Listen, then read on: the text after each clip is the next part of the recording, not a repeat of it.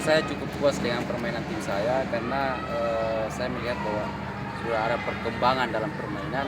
Saya sebenarnya tadi bermain terbuka, makanya karena saya mau mencoba apakah tim saya bisa cetak atau tidak. Ternyata goal field tim saya bisa ciptakan satu, dan itu suatu kesyukuran sama saya karena dulu itu hanya kami diberikan skor 6-0, dan ini Sulsel bisa mencetak lebih duluan itu di kuarter pertama.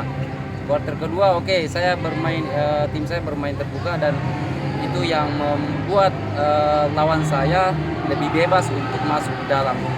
Itu no problem bagi kami, karena bisa dikatakan bahwa untuk peringkat Jabar itu jauh lebih di atas dari kami, dari Sulsel. Tapi kami tidak pesimis, kami tetap optimis dalam permainan. Tapi ya hasil membuktikan bahwa di terik matahari seperti ini kami punya kondisi fisik ataupun pemain yang tidak mencukupi.